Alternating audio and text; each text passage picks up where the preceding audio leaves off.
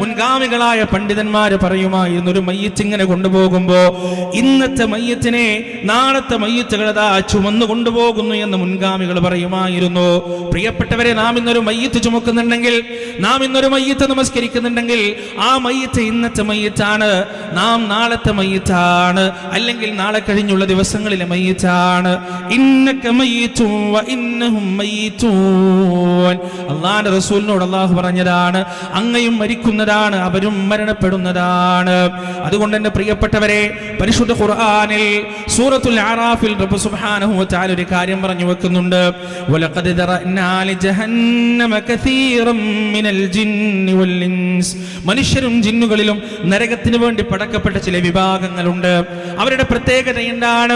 ലഹും ഖുലൂബ്, അവർക്ക് ഹൃദയങ്ങളുണ്ട്, മനസ്സുകളുണ്ട്, ചിന്തയുണ്ട്, ബുദ്ധിയുണ്ട്. ലാ യഫ്ഖഹൂന ബിഹാ, ചിന്തിക്കേണ്ട സമയത്ത് ചിന്തിക്കേണ്ടതുപോലെ ചിന്തിക്കുന്നവരതാ പരാജയപ്പെട്ടു പോയി.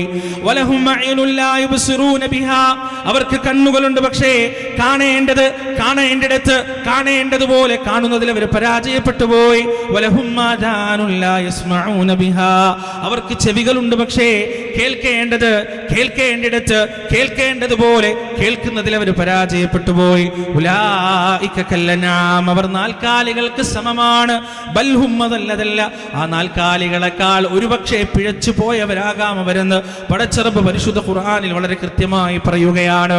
പ്രിയപ്പെട്ടവരെ, ഈ ആയത്തിന്റെ അവസാനത്തിൽ നമുക്ക് വലിയ ദൃഷ്ടാന്തങ്ങളും ചിന്തിക്കാനുള്ള വലിയ വകയും നൽകുന്നുണ്ട്.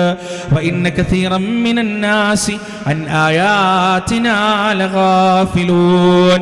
ഓരോ മരണങ്ങളും അല്ലാഹുവിന്റെ ദൃഷ്ടാന്തങ്ങളാണ്. ഓരോ ഖബറടക്കലുകളും അല്ലാഹുവിന്റെ ദൃഷ്ടാന്തങ്ങളാണ്.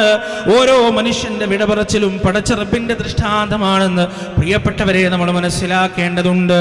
അല്ലാഹു സുബ്ഹാനഹു വ തആല ഖുർആനിൽ ഒട്ടനവധി ഇതുപോലെ ഇന്നലകളിൽ കഴിഞ്ഞുപോയ മനുഷ്യരുടെ ചരിത്രം നമുക്ക് പറഞ്ഞു തരുന്നുണ്ട്. ഒന്നാമത്തെ വിഭാഗം ഈ ദുനിയാവ് വഞ്ചിച്ചവരാണെന്നാൽ രണ്ടാമതൊരു വിഭാഗമുണ്ട് പ്രിയപ്പെട്ടവരെ. ഈ ദുനിയാവ് വഞ്ചിക്കാതെ അള്ളാഹുവിൽ ചിന്ത സമർപ്പിച്ചുകൊണ്ട്, അള്ളാഹുവിൽ ജീവിതം സമർപ്പിച്ചുകൊണ്ട് ജീവിച്ച ആളുകളുണ്ട് ഇന്നലകളിൽ. മഹാനായ ഉമർ ഇബ്നുൽ ഖത്താബ് റളിയല്ലാഹു അൻഹു, അദ്ദേഹത്തിന്റെ ചരിത്രം നമുക്കറിയാം. ഉമറിന്റെ കാലഘട്ടത്തിലാണ് ഇസ്ലാമിക സാമ്രാജ്യത്തിലേക്ക് ഒരുപാട് നാടുകൾ കൂട്ടിച്ചേർക്കപ്പെടുന്നത്. ആ കൂട്ടത്തിൽ ഷാം എന്ന് പറയുന്ന സിറ എന്ന് നമ്മൾ ഇന്ന് പേരിട്ട് വിളിക്കുന്ന ആ പ്രദേശം ഇസ്ലാമിന്റെ അധികാരത്തിന്റെ കീഴിലേക്ക് വരികയാണ്. ഉമർ റളിയല്ലാഹു അൻഹു സിറിയ സന്ദർശിക്കാൻ വേണ്ടി പോകുന്നു. ഉമർ റളിയല്ലാഹു അൻഹു പോകുന്നത് തന്നെ കീറിപ്പറിഞ്ഞ വസ്ത്രം ധരിച്ചിട്ടാണ്, കഴുതപ്പുറത്താണ്. ഒരു രാജാവിന്റെ അഹന്തയില്ലാതെ, ആഡംബരമില്ലാതെ, അതുപോലെ തന്നെ അംഗരക്ഷകരില്ലാതെ ഉമർദാ അങ്ങനെ സിറിയ സന്ദർശിക്കാൻ വേണ്ടി പോകുന്നു. എന്നിട്ട് സിറിയയിലെത്തിയപ്പോ ആ ഷാമിലുണ്ടായിരുന്ന വലിയൊരു പർവ്വതത്തിന്റെ മുകളിലേക്ക് ഉദ്യോഗസ്ഥരത ഉമറിനെ കൂട്ടിക്കൊണ്ടുപോകുകയാണ്, സിറിയ മുഴുവനും ഒന്ന് കാണാൻ. സിറിയ എന്ന് പറഞ്ഞാൽ മക്കയെയും മദീനയെയും പോലെയല്ല. മക്കയും മദീനയും എങ്ങനെയാണെന്ന് പ്രിയപ്പെട്ടവരെ നമുക്കറിയാം. ഉംറക്കും ഹജ്ജിനുമൊക്കെ പോയവർക്കറിയാം. മക്കയിൽ നിന്ന് മദീനയിലേക്ക് നാം വണ്ടിയിൽ പോകുമ്പോൾ, കാറിൽ പോകുമ്പോൾ, അല്ലെങ്കിൽ ബസ്സിൽ പോകുമ്പോൾ രണ്ട് ഭാഗത്തും നമുക്ക് കാണാൻ കഴിയുക മൊട്ടക്കുന്നുകളാണ്. പുൽനാമ്പ് പോലും ഇല്ലാത്ത, കൃഷിയിടങ്ങളില്ലാത്ത, പച്ചപ്പില്ലാത്ത, പരന്നു കിടക്കുന്ന ഊഷരഭൂമിയാണ് നമ്മൾ കാണുക, വെള്ളമില്ലാത്ത ഊഷരഭൂമി. എന്നാൽ സിറിയ അങ്ങനല്ല. കാടും കടലും ആറും പുഴയുമെല്ലാമുള്ള സുന്ദരമായ ഷാമിന്റെ പട്ടണം. ഈ പർവ്വതത്തിന്റെ മുകളിൽ കയറി നിന്നപ്പോ മഹാനായ ഉമർ റളിയല്ലാഹു അൻഹു അതങ്ങനെ കാണുകയാണ്. ഉമറിന്റെ മനസ്സറിയാതെ പറഞ്ഞു പോയി, എത്ര സുന്ദരമായ രാജ്യം, എത്ര സൗന്ദര്യമുള്ള രാജ്യമാണ്, ഇതെന്റെ ഭരണത്തിന്റെ കീഴിലാണല്ലോ, ഇതെന്റെ അധികാരത്തിന്റെ കീഴിലാണല്ലോ എന്ന് ഉമറിന്റെ മനസ്സറിയാതെ പറയുകയാണ്. അടുത്ത നിമിഷം ഉമറിന്റെ മനസ്സാക്ഷി ഇടപെടുന്നു. ഉമറിന്റെ മനസ്സാക്ഷി അവിടെ ഇടപെടുകയാണ്. എന്നിട്ട് ഉമറിനോട് പറയുകയാണ്, ഉമറെ ഓർക്കുക, സൂറത്തു ദുഖാനിലെ 1-2 ആയത്തുകൾ. കം തറകൂ മിൻ ജന്നാത്തിൻ വഉയൂൻ വസുറൂഇൻ വമഖാമിൻ കരീം വനഅമത്തിൻ കാനൂ ഫീഹാ ഫാകിഹീൻ. ഉമറേ, ഈ പച്ചപ്പ് കണ്ടിട്ട് കണ്ണുമഞ്ഞളിച്ചു പോകരുത്, ഈ സൗന്ദര്യം കണ്ടിട്ട് കണ്ണുമഞ്ഞളിച്ചു പോകരുത്. നിന്നേക്കാൾ വലിയ അധികാരികൾ ചരിത്രത്തിന്റെ ഇന്നലകളിൽ കഴിഞ്ഞു പോയിട്ടുണ്ട്. നിന്നേക്കാൾ വലിയ കുബേരന്മാർ ചരിത്രത്തിന്റെ ഇന്നലകളിൽ കഴിഞ്ഞു പോയിട്ടുണ്ട്. അവർ ഈ ലോകത്ത് നിന്ന് യാത്രയാകുമ്പോൾ എന്താണ് കൊണ്ടുപോയിട്ടുള്ളത്? കാല് കൈകളുമായിട്ടാണ് പോയിട്ടുള്ളത്.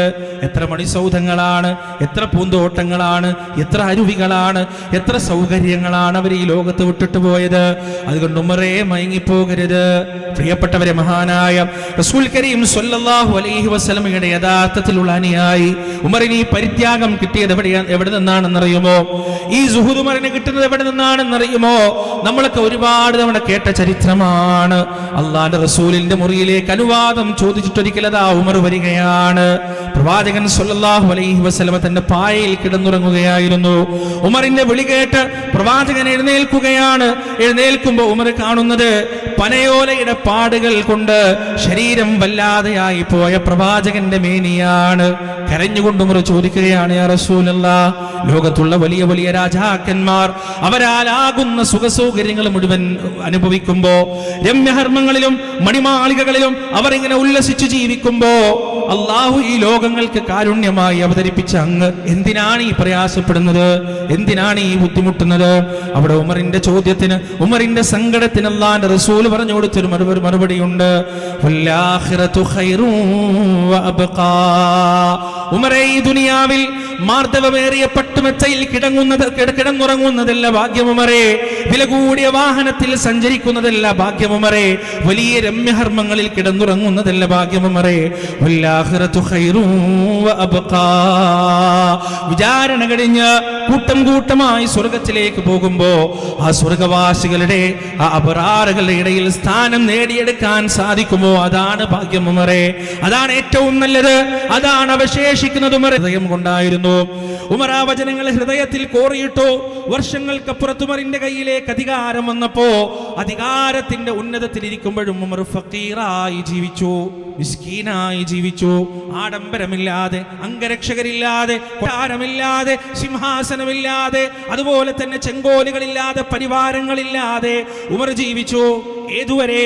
പേർഷ്യയുടെയും റോമിന്റെയും ചക്രവർത്തിമാർ അമീറുൽ മുഅ്മിനീൻ ഖലീഫ ഉമറിനെ കാണുന്നതിന് വേണ്ടി, സന്ദേശങ്ങൾ കൈമാറുന്നതിന് വേണ്ടി ദൂതന്മാരെ പറഞ്ഞയച്ചു. മദീനയുടെ പ്രാന്തപ്രദേശത്ത്, മദീനയുടെ അതിർത്തിയിൽ വന്നുകൊണ്ട് ആ ദൂതന്മാർ ഉമറിനെ അന്വേഷിച്ചു. മദീനയുടെ അതിർത്തികളിൽ കളിച്ചുകൊണ്ടിരിക്കുന്ന കുട്ടികൾ ആ ദൂതന്മാരുടെ കൈപിടിച്ചുകൊണ്ട് കൊണ്ടുപോയി എവിടേക്ക്? പാറാവുകാരില്ലാത്ത, കൊട്ടാരമില്ലാത്ത, അംഗരക്ഷകരില്ലായ മരത്തിന്റെ ചോട്ടിൽ കിടന്നുറങ്ങുന്ന, കീറിപ്പറിച്ച വസ്ത്രം ധരിച്ച ഫക്കീറായ അമീറുൽ മുഅ്മിനീനെ കാണാൻ, ഉമറിനെ കാണാൻ, ഖലീഫ ഉമറിനെ കാണാൻ. എന്നിട്ട് അവർ അന്താളിച്ചു പോയി. ഇതാണോ ചക്രവർത്തി? ഇതാണോ രാജാവ്? ഇതാണോ അമീറുൽ മുഅ്മിനീൻ? ഇതാണോ ഖലീഫ? പ്രിയപ്പെട്ടവരെ, ഈ സുഹൂദ് കിട്ടിയത് എവിടെ നിന്നാണ്? ഈ പരിത്യാഗം കിട്ടിയത് എവിടെ നിന്നാണ്? പരിശുദ്ധ ഖുർആനിന്റെ വചനങ്ങളിൽ റബ്ബ് സുബ്ഹാനഹു വ തആല ആവർത്തിച്ച് നമുക്ക് പഠിപ്പിച്ചു തരികയാണ്. യഅലമൂ, നിങ്ങൾ അറിയണേ, നിങ്ങൾ മനസ്സിലാക്കണേ, പഠിക്കണേ. അല്ലാഹു ആണ് പറയുന്നത്, അന്നമാ, നിശ്ചയം, ഒരു കാര്യം വളരെ തീർച്ചപ്പെടുത്തിയിട്ടാണ് പടച്ചറബ് സംസാരിക്കുന്നത്. ഒരു കാര്യം നിങ്ങൾ അറിയണം, ഒരു കാര്യം നിങ്ങൾ മനസ്സിലാക്കണം. എന്താണ് മനസ്സിലാക്കേണ്ടത്? അൽ ഹയാത്തുദ് ദുനിയാ, ഈ ദുനിയാവിലെ ജീവിതം എന്ന് പറയുന്നത് 5 കാര്യങ്ങൾ മാത്രമാണ്. 5 കാര്യങ്ങൾ മാത്രമാണ്. എന്തൊക്കെയാണത്? ലഅബ്, കളിയാണ്. ലഹു, നേരം പോക്കാണ്. സീനത്ത്, സൗന്ദര്യമാണ്. തഫാഖുറും ബൈനക്കും, ഫഖർ, നടിക്കലാണ്. വതകാസുറും ഫിൽ അംവാലി വൽ ഔലാദ്, നേടിയെടുത്ത ധനത്തിന്റെയും സന്താനങ്ങളുടെയും പേരിൽ കസുറു, നടിക്കലാണ്. ലഇബാണ്, ലഹുവാണ്, സീനത്താണ്, ഫഖറാണ്, കസറാണ്. ഈ 5 കാര്യങ്ങൾ മാത്രമാണ് ഈ ദുനിയാവ്. എന്നിട്ട് ഈ 5 കാര്യങ്ങളെയും ഒരു ഉദാഹരണത്തിൽ അല്ലാഹു സുബ്ഹാനഹു വ തആല നമുക്ക് വിശദീകരിച്ചു തരികയാണ്. ഈ 5 കാര്യവും ഏതുപോലെയാണെന്നറിയുമോ? കമസലി ഗൈസ്, ഒരു മഴ പോലെയാണ്. വാനലോകത്ത് നിന്ന് ചൊരിയപ്പെടുന്ന ഒരു മഴ പോലെയാണ്. ആ മഴയുടെ പ്രത്യേകത എന്താണ്? അജബൽ കുഫാറ നബാതുഹു, ആ മഴ ഭൂമിയിലേക്ക് തട്ടിക്കഴിഞ്ഞാൽ അതൊരു പച്ചപ്പുണ്ടാക്കും. അതൊരു തരത്തിലുള്ള വസന്തമുണ്ടാക്കാനുണ്ട്.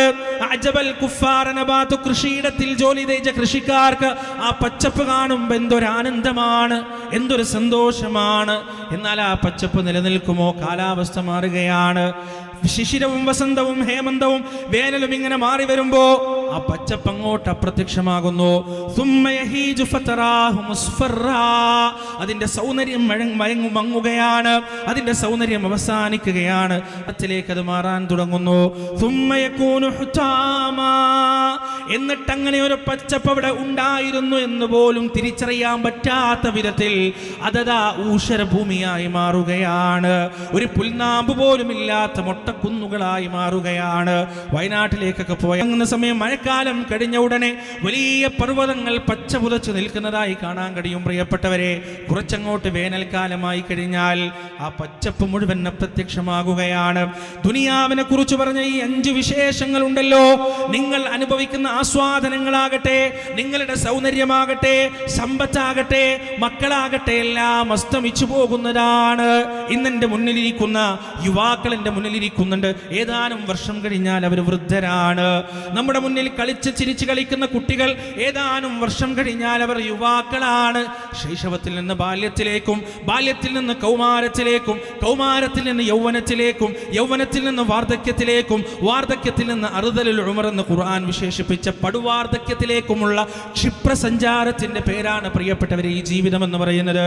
ആ ആയത്ത് അല്ലാഹു സുബ്ഹാനഹു വ തആല അവസാനിപ്പിക്കുന്നത് വമൽ ഹയാത്തുദ് ദുനിയാ ഇല്ലാ മതാഉൽ ഗുറൂർ. ഈ ദുനിയാവിലെ ജീവിതം വഞ്ചനയാണ്, ഈ ദുനിയാവിലെ ജീവിതം ചതിയാണ്. നിങ്ങൾ കാണുന്നത് യാഥാർത്ഥ്യങ്ങളല്ല, നിങ്ങൾ കാണുന്ന ഒരിക്കലും അനശ്വരമല്ല, നശ്വരമാണ്. എന്തൊക്കെ സൗകര്യങ്ങൾ ഇവിടെ കിട്ടിയാലും അതൊന്നും ഒരിക്കലും ശാശ്വതമല്ല. അതുകൊണ്ട് ദുനിയാവിലെ ജീവിതത്തിൽ നിങ്ങൾ മയങ്ങിപ്പോകരുത്. വഗറത്തുഹുൽ ഹയാത്തുദ് ദുനിയാ, ഈ ദുനിയാവിലെ ജീവിതം അവർ വഞ്ചിച്ചു കളഞ്ഞു എന്ന് പടച്ചറബ് പറഞ്ഞു തന്ന ഈ ദുനിയാവിലെ ജീവിതത്തിൽ പ്രിയപ്പെട്ടവരെ മരണത്തെ മറന്നൊരവസ്ഥയിലേക്ക് നാം എത്തിച്ചേരാൻ പാടില്ല.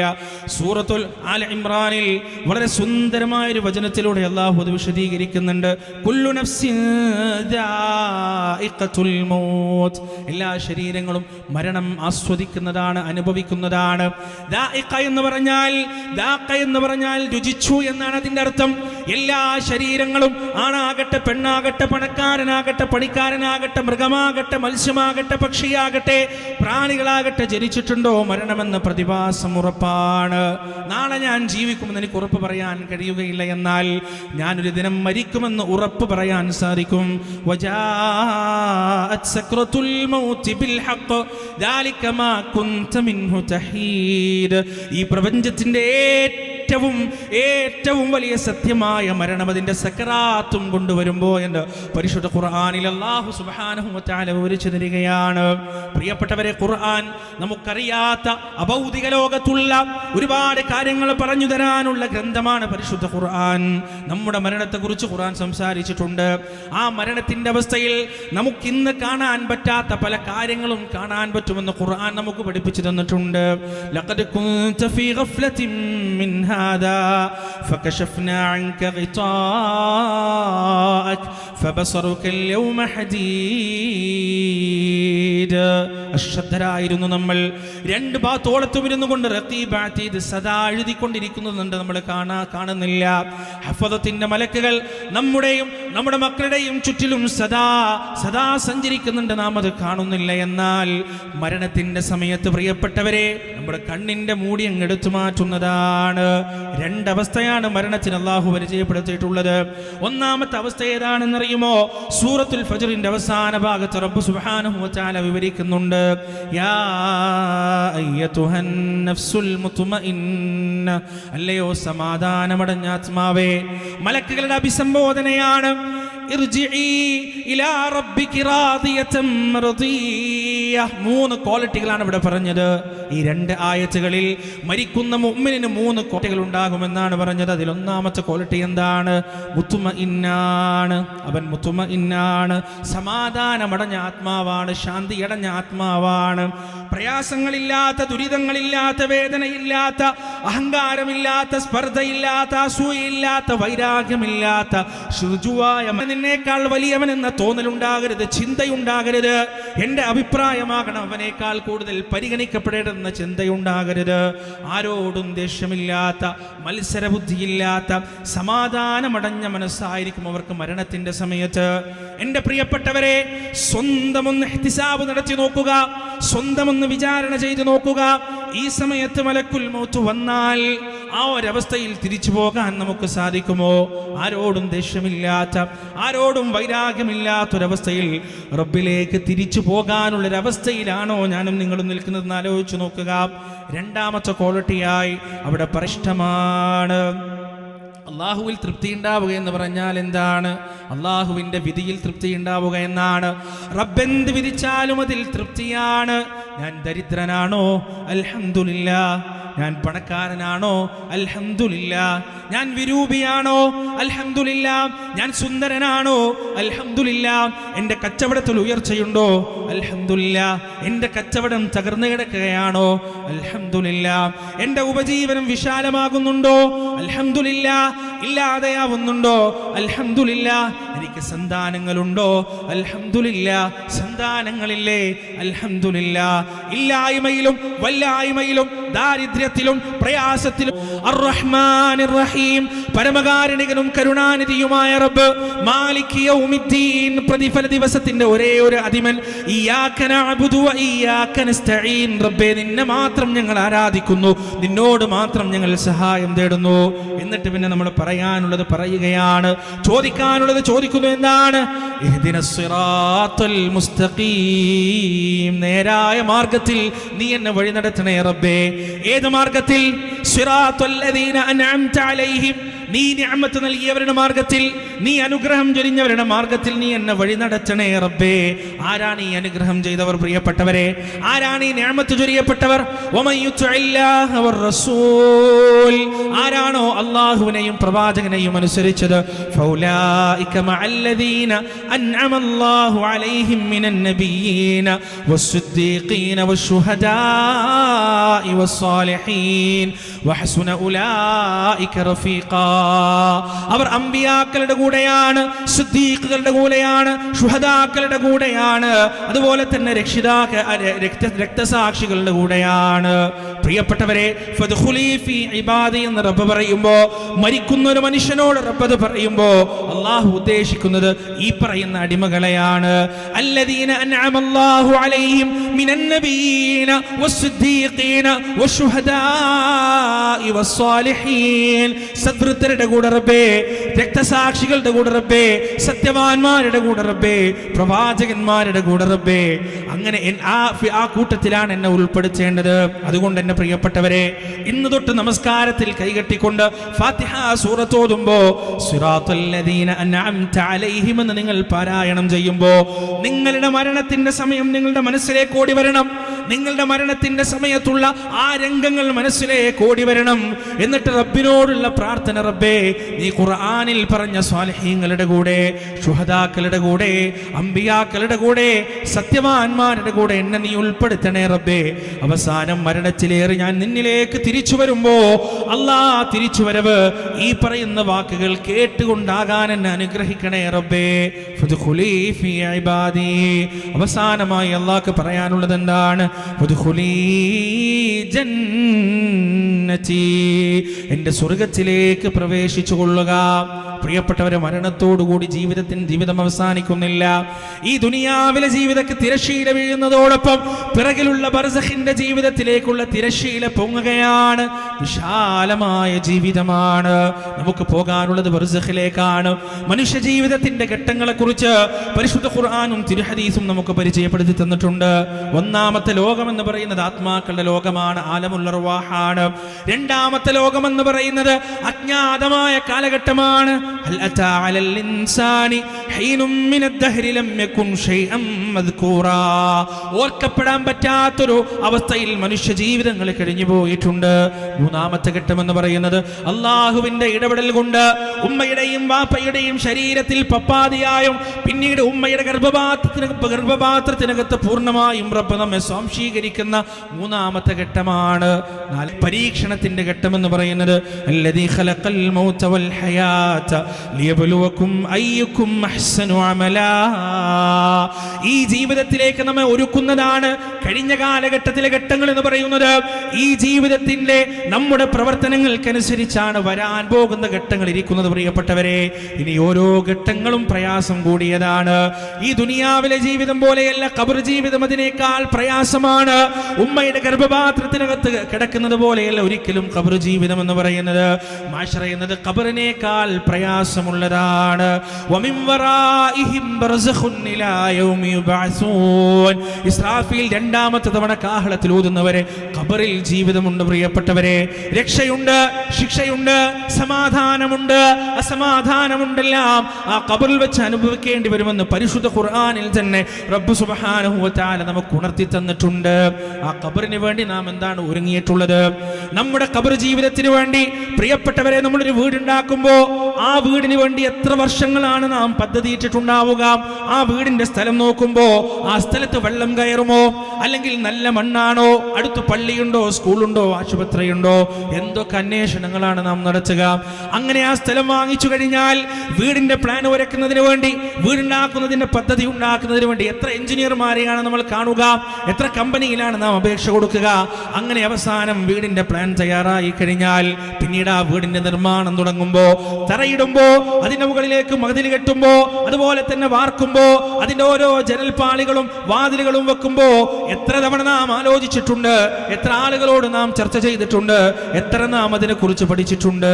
ആ വീടിന്റെ ഉള്ളിലുള്ള ഓരോ ഫർണിച്ചറുകളും നാം വെറുതെ അങ്ങ് വാങ്ങിച്ചതല്ല, കൃത്യമായി അന്വേഷിച്ച് കൃത്യമായി പഠിച്ചതിന് ശേഷം മാത്രം നാം വാങ്ങിച്ചതാണ്. ഇനി ആ വീട് ഉണ്ടാക്കി കഴിഞ്ഞാൽ എത്ര കൊല്ലമാണ് പ്രിയപ്പെട്ടവർ അവിടെ നമുക്ക് ജീവിക്കാൻ കഴിയുക? എത്ര കൊല്ലമാണ്? 40, 50, 60, ഇനി കൂടിപ്പോയാൽ 70, 80 കൊല്ലം. ഒരാൾ 30-ാമത്തെയോ 40-ാമത്തെയോ വയസ്സിൽ വീടുണ്ടാക്കി കഴിഞ്ഞാൽ ഒരു 60, 50, 70 കൊല്ലം കൂടിപ്പോയാൽ അയാൾക്ക് ജീവിക്കാൻ കഴിയും, ഏറ്റവും കൂടുതൽ ആയുസ് പടച്ചോൻ കൊടുത്താൽ. എന്നിട്ട് തിരിച്ചു പോകേണ്ടത് എവിടേക്കാണ്? ഖബറിലേക്കാണ്. ഖബറിൽ എത്ര കൊല്ലമാണ് നാം കിടക്കേണ്ടത്? 60 കൊല്ലമാണോ, 70 കൊല്ലമാണോ, 100 കൊല്ലമാണോ? സഹസ്രാബ്ദങ്ങൾ ആ ഖബറിൽ നാം കിടക്കേണ്ടി വരും. ഒരുപക്ഷെ ആയിരക്കണക്കിന് കൊല്ലങ്ങൾ ആ ഖബറിൽ നാം ഒരുപക്ഷെ കിടക്കേണ്ടി വരും. ആ ഖബറിന്റെ അകത്തളങ്ങളിൽ നാം എന്താണ് ഒരുക്കി വെച്ചിട്ടുള്ളത്?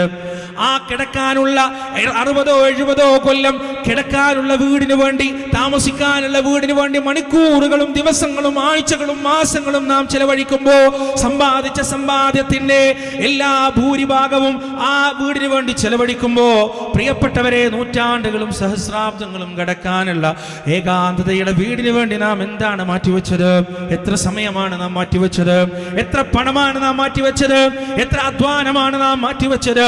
പണ്ടുള്ള ആളുകൾ പറയുമല്ലോ, ഖബറെന്ന് കേട്ടാൽ തൽക്ഷണം ഞെട്ടേണ്ടതാ, കണ്ടാലുടൻ വാവിട്ടു നീ കരയേണ്ടതാ, മേടക്ക് പകരം മാളമാ സുബ്ഹാനാ, റബ്ബിയതിൽ കിടക്കേണ്ടതാണ് സമാന. ഖബർ കാണുമ്പോഴല്ല പ്രിയപ്പെട്ടവരെ, ഖബർ എന്ന വാക്ക് കേൾക്കുമ്പോൾ തന്നെ കണ്ണ് നിറയേണ്ടതുണ്ട്, നമ്മുടെ ഉള്ളം പടക്കേണ്ടതുണ്ട്.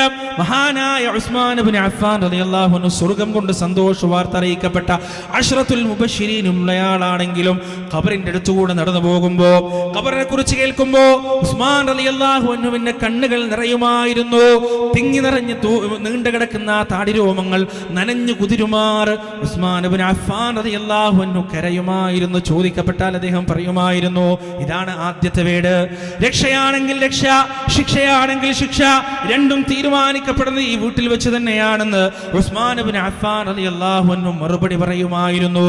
പ്രിയപ്പെട്ടവരെ, ആ ഖബറിലെ അവസ്ഥകൾ, തലയിണയില്ലാത്ത, മാർദ്ദവമേറിയ മെത്തയില്ലാത്ത, AC ഇല്ലാത്ത, വിളക്കുകളില്ലാത്ത, സുഖസൗകര്യങ്ങളില്ലാത്ത ആ ഖബറിന്റെ അകത്ത് എത്ര കാലം നാം കിടക്കേണ്ടതുണ്ട് പ്രിയപ്പെട്ടവരെ? അവിടെ നമുക്ക് ബാക്കിയാവുക 3 കാര്യങ്ങൾ മാത്രമാണ്. മാത്രമാണ്, 3 കാര്യങ്ങൾ മാത്രമാണ്. അതിലൊന്നാമത്തത് നമ്മുടെ അമലുകളാണ്, നമ്മുടെ കർമ്മങ്ങളാണ്. നിസ്കരിക്കാൻ നമുക്ക് ഇഷ്ടമല്ല, എന്നാൽ ആ നമസ്കാരമാണ് ഖബറിൽ നമുക്ക് ഉപകാരപ്പെടുക. കച്ചവടത്തേക്കാൾ ഇഷ്ടം, നിസ്കാരത്തേക്കാൾ നമുക്കിഷ്ടം കച്ചവടമാണ്. കച്ചവടം ഖബറിലെത്തുകയില്ല, നിസ്കാരം ഖബറിലെത്തും. ഭക്ഷണത്തേക്കാൾ, നോമ്പിനേക്കാൾ നമുക്കിഷ്ടം ഭക്ഷണമാണെന്നാൽ ആ ഭക്ഷണം ഖബറിലേക്ക് എത്തുകയില്ല പ്രിയപ്പെട്ടവരെ, നോമ്പ് ഖബറിലേക്ക് എത്തും. എന്താണോ നാം ഇവിടെ വിമുഖത കാണിച്ചു കൊണ്ടിരിക്കുന്ന കാര്യം, മടി കാണിച്ചു കൊണ്ടിരിക്കുന്ന വിഷയം എന്താണോ, ആ മടി കാണിച്ചു കൊണ്ടിരിക്കുന്ന വിഷയം മാത്രമേ ഖബറിലേക്ക് ഒഴുകിയെത്തുകയുള്ളൂ എന്ന് അള്ളാഹുവിന്റെ റസൂൽ നമുക്ക് പഠിപ്പിച്ചു തരികയാണ്. രണ്ടാമതായി ബാക്കിയാകുക എന്താണ്? സ്വദഖത്തുൻ ജാരിയ. ജാരിയ എന്ന് പറഞ്ഞാൽ ഒഴുകുന്നത് എന്നാണ് അതിന്റെ അർത്ഥം. ഒരാളുടെ ആയുസ്സിന് ശേഷവും ഒഴുകിക്കൊണ്ടിരിക്കുന്ന സ്വദഖ. എത്ര സുന്ദരമായ പ്രയോഗമാണ്! ഒരു മനുഷ്യന്റെ ആയുസ്സിന് ശേഷവും ആയുസ്സിന്റെ അപ്പുറത്തേക്കും ഒഴുകിക്കൊണ്ടിരിക്കുന്ന സ്വദഖ, അത് അയാളുടെ സ്വദഖ ഏറ്റവും മഹനീയമായ സ്വദഖയാണ്. എന്താണത്? ജീവിത കാലഘട്ടത്തിൽ നാം ഇവിടെ ബാക്കിയാക്കി പോകുന്ന അഥറുകളാണ്. ഇന്നാ നഹ്നു നുഹ്യിൽ മൗതാ വനക്തുബു മാ ഖദ്ദമു വആതാറഹും വകുല്ല ശൈഇൻ അഹ്സൈനാഹു ഫീ കിതാബിൻ മുബീൻ. സൂറ യാസീനിലെ ആയത്താണ്. മഹാനായ ഡോക്ടർ ഉസ്മാൻ സാഹിബ് മരിക്കാൻ കിടക്കുമ്പോ അദ്ദേഹം അങ്ങനെ കരയുകയാണ്, അദ്ദേഹത്തിന്റെ കണ്ണങ്ങനെ നിറഞ്ഞൊഴുകുകയാണ്. ആളുകൾ ചോദിക്കുന്നു, എന്താണ് ഡോക്ടർ നിങ്ങൾ ഇങ്ങനെ കരയുന്നത്, നിങ്ങളെ സങ്കടപ്പെടുത്തുന്നത് എന്താണെന്ന് ചോദിച്ചപ്പോ അദ്ദേഹം മറുപടി പറയുകയാണ്, ഈ ആയത്താണ് ഓതുന്നത്. ഇന്നാ നഹ്നു നുഹ്യിൽ മൗതാ വനക്തുബു മാ ഖദ്ദമു വആതാറഹും. നാമാണ് ജീവിപ്പിക്കുകയും മരിപ്പിക്കുകയും ചെയ്യുന്നത്. മരണത്തിനുമപ്പുറം നിങ്ങളുടെ അസറുകളെ നാം എഴുതി വെക്കുന്നതാണ്, ആതാറുകളെ നാം എഴുതി വെക്കുന്നതാണ്. അദ്ദേഹം പറയുകയാണ്, എൻ്റെ ജീവിതത്തിന്റെ ഭൂതകാലഘട്ടത്തിൽ യുക്തിവാദിയായ ഒരു കാലഘട്ടം എനിക്കുണ്ടായിരുന്നു. ചന്തക്കുന്ന അങ്ങാടിയിൽ യുക്തിവാദത്തിന് വേണ്ടി പരസ്യമായി വാദിച്ചൊരു കാലഘട്ടം എനിക്കുണ്ടായിരുന്നു. ആ യുക്തിവാദത്തിന്റെ മാറാപ്പ് വേറിക്കൊണ്ട് ഒരുപാട് മനുഷ്യരുടെ ജീവിതത്തിലേക്ക് ഇടപെടുന്ന ഒരു കാലഘട്ടം എനിക്കുണ്ടായിരുന്നു. പക്ഷേ പിന്നീടാണ് എനിക്ക് ഈ വിശ്വാസത്തിന്റെ മാധുര്യം നുണയാൻ കഴിഞ്ഞത്. ഈ യുക്തിവാദം എന്ന് പറയുന്നത്, ഈ നിരീശ്വരവാദം എന്ന് പറയുന്നത് ഒരടിസ്ഥാനവുമില്ലാത്ത പമ്പര വിഡ്ഢിത്തമാണെന്ന വസ്തുത ഞാൻ മനസ്സിലാക്കി തിരിച്ചു വരുന്നത് പിന്നീടാണ്. പക്ഷേ ആ കാലഘട്ടത്തിൽ എൻ്റെ പ്രവർത്തനത്തിന്റെ അത്തറിന്നും നിലനിൽക്കുന്നുണ്ടാവും. അന്നത്തെ എൻ്റെ സംസാരം കേട്ട്, അന്നത്തെ എൻ്റെ അവതരണം കേട്ട് ഏതെങ്കിലും ഒരു മനുഷ്യന്റെ വിശ്വാസത്തിന് കുത്തു വന്നിട്ടുണ്ടെങ്കിൽ അത് ഞാൻ ഈ ലോകത്ത് ബാക്കിയാക്കി പോകുന്ന അത്തറാണ്. ആ അത്തറിനെ ഞാൻ ഭയപ്പെടുന്നു, ആ അടയാളത്തെ ഞാൻ ഭയപ്പെടുന്നു. എൻ്റെ പ്രിയപ്പെട്ടവരെ, നാം ഉണ്ടാക്കി വെച്ച അടയാളം എന്താണ്? നമ്മുടെ മരണത്തിന് ശേഷം ആളുകൾ നമ്മെ എങ്ങനെയാണ് ഓർക്കുക? നാം ഉണ്ടാക്കി വെച്ച ബംഗ്ലാവ് പോലെയുള്ള വീടിലൂടെയാണോ, അതല്ലെങ്കിൽ നാം വളർത്തിയെടുത്ത വിശാലമായ കച്ചവട സാമ്രാജ്യത്തിലൂടെയാണോ, അതല്ല നാം നാട്ടിലുണ്ടാക്കിയ 5 നേരവും ഹയ്യാല സ്വലാ എന്ന മധുരമായ ബാങ്കിന്റെ ധ്വനികൾ ഉയരുന്ന പള്ളിയിലൂടെയാണോ, അതല്ല നാം തെളിച്ചു വെച്ച തൗഹീദിന്റെ പ്രബോധനത്തിന്റെ ആ പരിശ്രമത്തിന്റെ വഴിയിലൂടെയാണോ? ഏതിലൂടെയാണ് ആളുകൾ നമ്മെ ഓർക്കുക? പ്രിയപ്പെട്ടവരെ, നമ്മുടെ മരണശേഷവും നാം ഇവിടെ ചിലവഴിച്ച, നാം ഇവിടെ ഉണ്ടാക്കിയെടുത്ത, ജനങ്ങൾക്ക് ഉപകാരമുണ്ടാകുന്ന, ആളുകൾക്ക് ഹിദായത്ത് കിട്ടുന്ന മാർഗങ്ങളുണ്ടല്ലോ, അതിനെയാണ് സ്വദഖത്തുൻ ജാരി എന്ന് പറയുന്നത്. അത് ഖബറിലേക്ക് അങ്ങനെ ഒഴുകിക്കൊണ്ടിരിക്കും. ആ ഒഴുക്ക് നിൽക്കുന്നത് വരെ ഒരു കിണർ കുഴിച്ചു കൊടുത്താൽ ആ കിണറ്റിൽ നിന്ന് മൃഗങ്ങളും പക്ഷികളും മനുഷ്യരും വെള്ളം കുടിക്കുന്ന കാലത്തോളം ഇയാളുടെ കിതാബ് അടച്ചു വെക്കുകയില്ല മലക്കുകൾ. ഈ മനുഷ്യന്റെ കിതാബ് അടച്ചു വെക്കുകയില്ല. ആലോചിച്ചു നോക്ക് നിങ്ങൾ, നമ്മൾ മരണപ്പെട്ട് കഴിഞ്ഞാൽ പിന്നെ ഒരു തിന്മയും നമ്മൾ ചെയ്യില്ല, ഒരു തിന്മയും ചെയ്യാൻ കഴിയില്ല. ആ സമയത്തും മലക്കുകൾ ഈ ലോകത്ത് എഴുതിക്കൊണ്ടിരിക്കുകയാണ് നമ്മുടെ നന്മകൾ അവരങ്ങനെ എഴുതിക്കൊണ്ടിരിക്കുകയാണ്.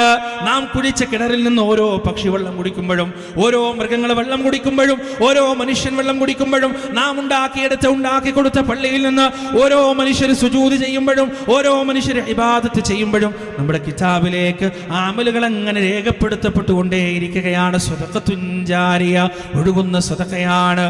മൂന്നാമതായ ഖബറിലേക്ക് ബാക്കിയായി വരാനുള്ളത് എന്താണെന്ന് പ്രിയപ്പെട്ടവരെ, അല്ലാഹുവിന്റെ റസൂൽ പറയുന്നു, വലദുൻ സാലിഹുൻ യദ്ഉ ലഹു.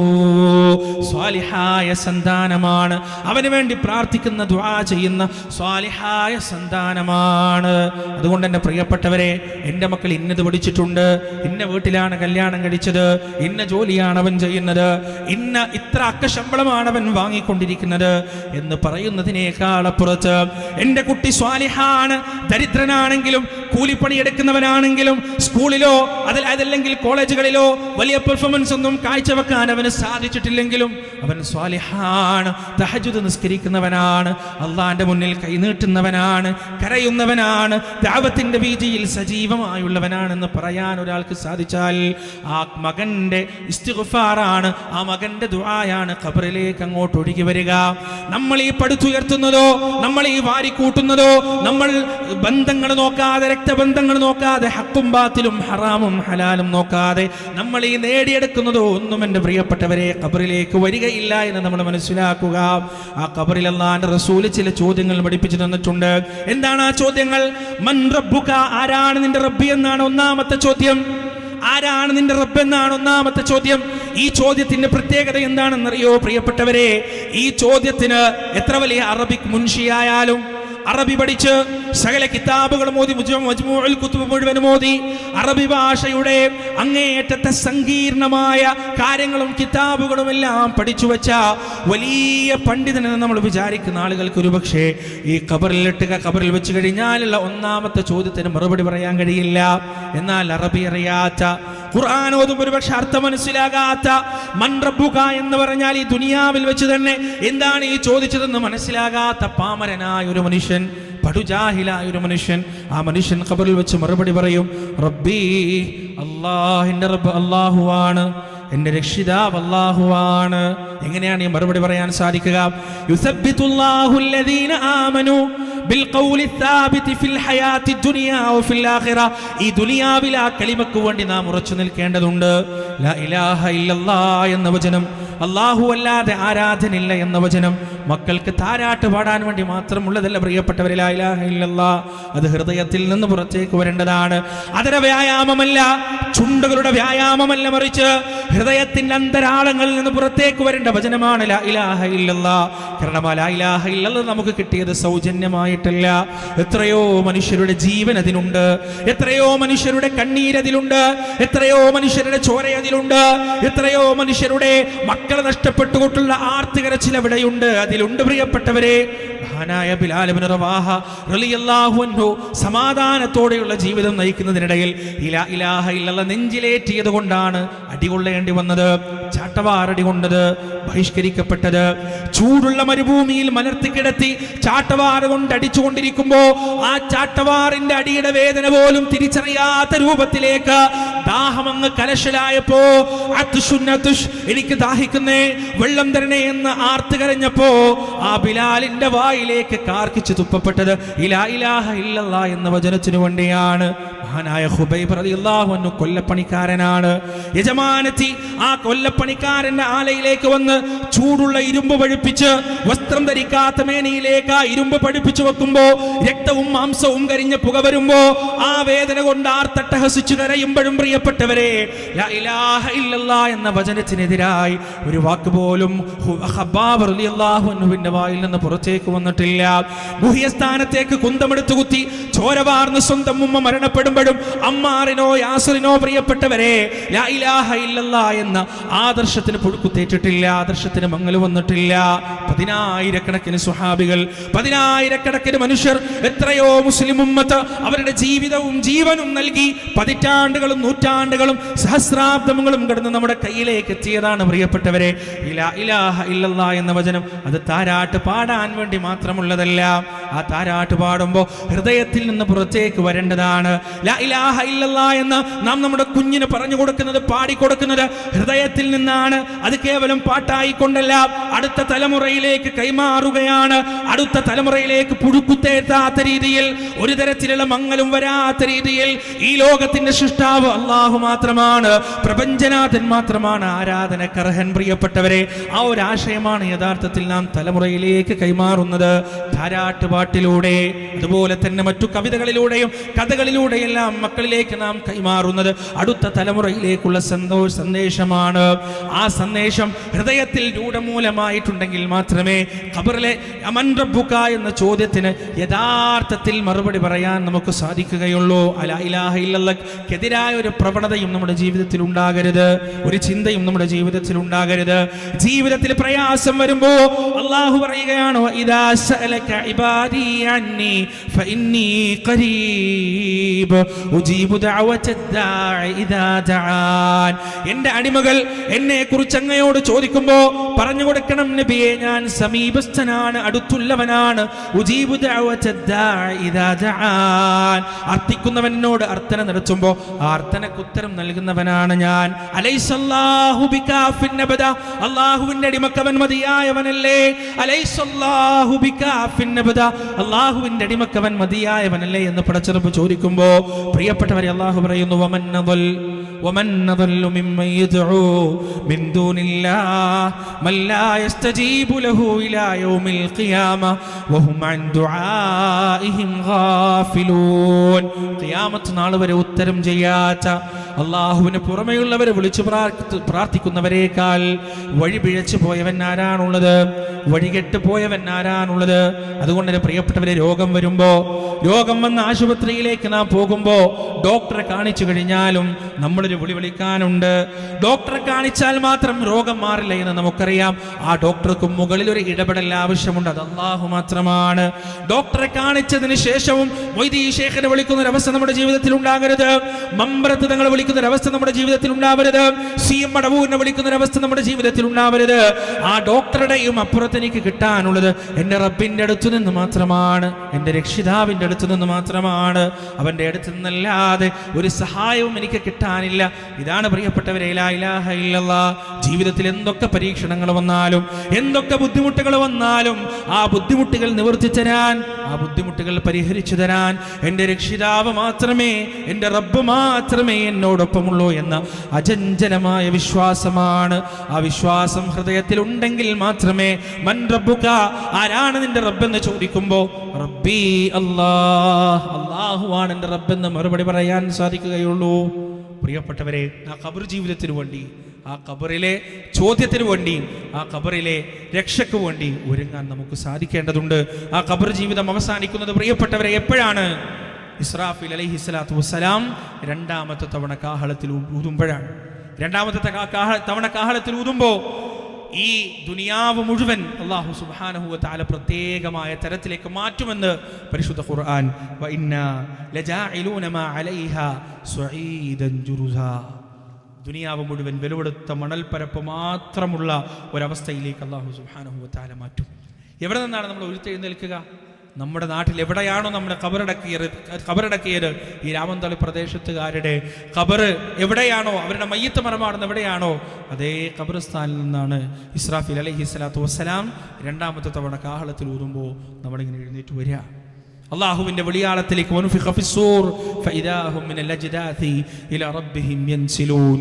സൂറിലൂതപ്പെട്ട് കഴിഞ്ഞാൽ അള്ളാഹുവിന്റെ വിളിക്കുത്തരം നൽകിക്കൊണ്ട് കൂട്ടം കൂട്ടമായി അവർ ആ വിചാരണ വേദിയിലേക്ക് അങ്ങനെ പോകുകയാണ്.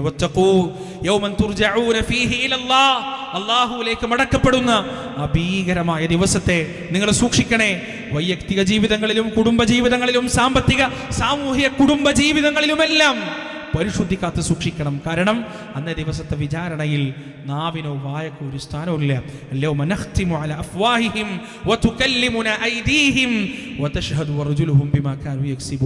കളവ് മാത്രം പറഞ്ഞ് ന്യായീകരിച്ച് മാത്രം ശീലമുള്ള നമ്മുടെ വായകൾക്കും നാവുകൾക്കും സീല് വെച്ച് കൈകൾ റബ്ബിനോട് പറയും,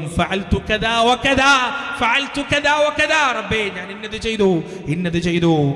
കാല് സാക്ഷ്യം വഹിക്കും, അല്ലാഹുവേ ആ ചെയ്തിക്ക് ഞാൻ സാക്ഷിയാണ്, ആ പ്രവർത്തനത്തിന് ഞാൻ സാക്ഷിയാണ്. അതുകൊണ്ട് എൻ്റെ പ്രിയപ്പെട്ടവരെ, തൗഹീദ് ഉറപ്പിക്കുക, സുന്നകളായി ജീവിക്കുക, പരലോക രക്ഷയ്ക്ക് വേണ്ടി പരിശ്രമിക്കുകയും പ്രാർത്ഥിക്കുകയും പ്രയത്നിക്കുകയും ചെയ്യുക.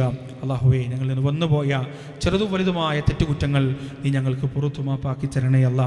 പരലോകത്തെ രക്ഷ നേടിയെടുക്കുന്നവരുടെ കൂട്ടത്തിൽ, ഖബർ ശിക്ഷയിൽ നിന്ന് രക്ഷപ്പെടുന്നവരുടെ കൂട്ടത്തിൽ, ഭയാനകവും ഭീകരവുമായ നിന്റെ നരകത്തിൻ്റെ അദാബിൽ നിന്ന് രക്ഷ നേടിയെടുക്കുന്നവരുടെ കൂട്ടത്തിൽ ഞങ്ങൾ നീ ഉൾപ്പെടുത്തണേ റബ്ബേ.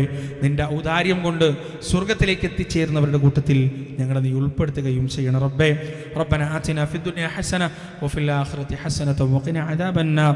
റബ്ബന തഖബ്ബൽ മിന്നാ ഇന്നക അൻതസ് സമീഉൽ അലീം വതുബ് അലൈനാ ഇന്നക അൻതത് തവ്വാബുർ റഹീം. വആഖിറു ദഅവാനാ അനിൽ ഹംദുലില്ലാഹി റബ്ബിൽ ആലമീൻ. വസ്സലാമു അലൈക്കും വറഹ്മത്തുള്ളാഹി.